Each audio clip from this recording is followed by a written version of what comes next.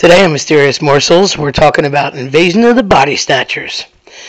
I guess you could say parasites in general is probably a better generic term, but not a fan, don't like it, very creepy, and sticking with her ghoulish Halloween type theme, spooky stuff this time of year. It's daunting because you're not in control of yourself. Paralytic from the inside, but worse because you're unaware of it. It seems as though when a parasite would show up, whether it's a pod or an actual parasite or a worm or whatever it was that would take over another person, the people were unaware. It was paralyzing to the subject so that they could be fluid and do everything, but they were a shell of themselves. They lost their personality, the gleam in their eye, the ability to be funny, or there was just like a dullness to them. And although Puppet Masters has touched on this, Robert Heinlein and Invasion of the Body Snatchers, usually there was a tell. There was either somebody that showed up in town that was new, and of course they looked like a human, so it's neat because it's not a shapeshifter, so it's not like a person or a thing that could turn into or out of a human, but it would be a thing or a person that was seemingly human that got, or a regular human that got something else put into it, whether it was like almost like a tapeworm situation, like a parasite, or if they were exposed to something. And there's been a lot in the genre, certainly writing at first. I love The Faculty with Elijah Wood. I love The Faculty.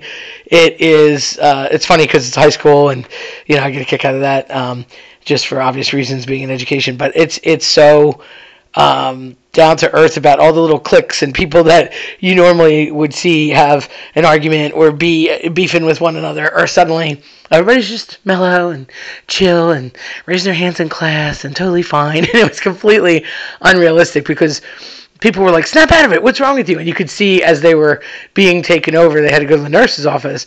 Almost like Will Smith with the eye exam situation in Men in Black, but that's just a complete memory wipe. That's a whole different thing. I don't like that either, but that's more of apparatus in order to destroy memory and just memory loss, see it bye-bye. This is different in the sense that they would say, oh, you're going to an eye exam, and when they took him behind the curtain, they would dump the parasite either down their throat or up their nose or whatever. You could see that as they got taken over, and then they started with the faculty, and then they would get them one by one, and they had a whole student body to do, and then after that, then it was the whole town, and then it just kept spreading and spreading like a virus.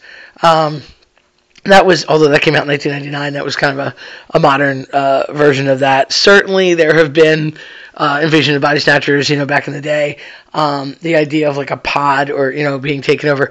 You could see it with Roddy Piper did a movie in the 80s called They Live.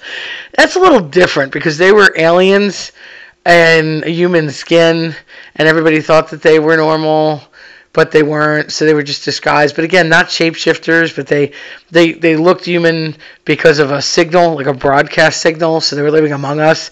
But if you put on these special glasses, you would see who was alien and who was real, almost like you could look at an infrared detector and determine who was a vampire from the temperature being so low and who was a normal human.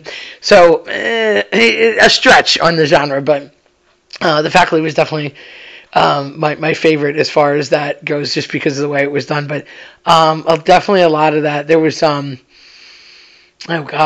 were so many that have come and gone, and it's like the neat part. I remember Katie Holmes was in a movie. Of course, I'm not thinking of the title right now.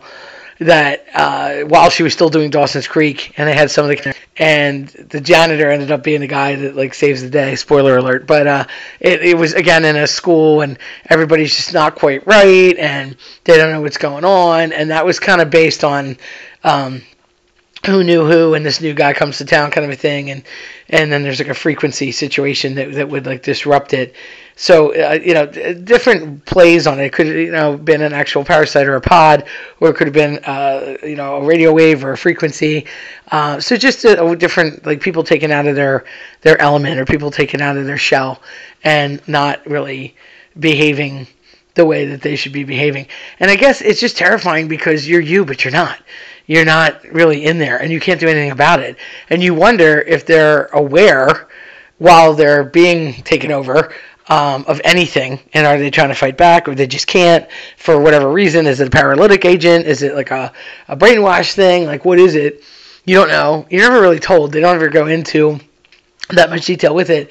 But they do always, mention that there's some stranger or somebody shows up, or hey, try this, drink this, or oh, come close to me, and then something crawls in their ear, or goes up their nose, or gets into the bloodstream, or whatever. Stephen King also did a was it Sleepwalker? No, it was a Sleepwalker. He did one as well. Again, titles are evading me right now. That was a worm was trying to get into the water supply up in Maine, which I've heard that he always writes in Maine because he, was from there, and that's kind of cool. But I think it was like his town that he pretends to infect. And like Morgan Freeman is in this movie, and Aaron Eckhart. There's like a ton of people in this movie. They're famous. Jason Lee is in this movie, and they're all a bunch of buddies that got together, and they all have these tragic experiences as kids together, protecting this one boy that was a special ed student that they grow to be friends with, and he ends up being the person that is really endowed with powers and knew the whole time that he was going to basically like save the world. I think they did 2 endings to that movie actually, and I caught it on cable. I didn't see it when it was in theaters, but definitely worth the watch. So I don't want to ruin the whole thing for you, but same kind of spin on it. You get this infection, and it was like a little more alien based, where you could actually see the alien, but then the alien would infect you by way of parasite, and then you perceived yourself as normal, but you weren't. So it was always hard to determine, like, okay, who do you trust? What happens in the old school, The Thing, back with like Kurt Russell back in the day. It's the same thing. Like, well, are you normal? Are you yourself? Are you not yourself? And some of them are tough because some of them, they were a little better at acting like yourself, and you just seemed off, but you still seemed yourself. Those obviously are more challenging. So there's usually a way. In the faculty, they used like a diuretic, and these things needed water. So if the parasite didn't get water, then it would just suck all the water out of the people that were constantly drinking water, throwing water on their face, getting in a pool. Like they always needed to have water. They're almost reptilian. So without the water, they would essentially dehydrate to death, and that's how they could, they threw diuretic pills on them and stuff and crushed them up or injected them with that, and they would die. And if you were normal, you just took the pill and nobody cared. So there was like a way to kind of tell. Later on, it gets really obvious with some of the personalities with the other people. You could sort of just know, and they would just kind of know who was infected and who wasn't. But it's almost like it could be any one of us, like that kind of thing. So it's scary. It's scary because you don't know in the beginning. Then when you find out, it's almost like pandemic levels because this stuff could spread. You don't know who's infected, who's not, who's one of them, who's among us. You might argue it's not really a parasitic situation. So I like Jordan Peele, and I like what he's been doing lately, although I have to say, as much as I loved Get Out, I was really a bit confused on Us. I watched the trailers. I thought it was really cool.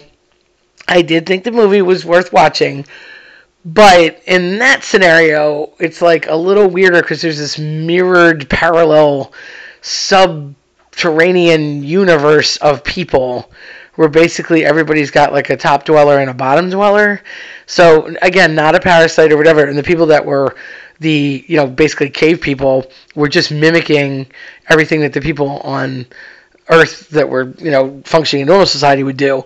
But the people that were underground never got as developed or could speak, or they kind of just were a shadow of the people up top. So again, not a pod situation or a parasite situation, but you could kind of argue it's like, which one are you, and what, how do you know, how do you figure it out? So that was kind of interesting. A little bit close, not really, but close spin on that if you want to kind of look at the whodunits and who could it be. So yeah, I mean, it's an interesting way to look at it. Again, psychological warfare is always scarier than really a head-on villain, because you know what you're fighting. It's like the devil you know versus the devil you don't know. Somebody comes at you, you're not expecting anything, or they're in the dark, or they're in some sort of subterfuge, they're in disguise. You don't know what's going on. You're not waiting for it. It's your buddy, but it's not your buddy because he's not your buddy anymore. It's crazy. Whereas if you see the Jason, the Freddy, the monster, whatever, like they're usually coming at you head on, and you have a chance to sort of combat the situation, and you're being confronted and your adrenaline's up. This is like, you could be cool as a cucumber, totally chill, everything's great. Oh, just kidding, that's not your friend, he's going to kill you. Or turn you into the monster, which is almost a fate worse than death.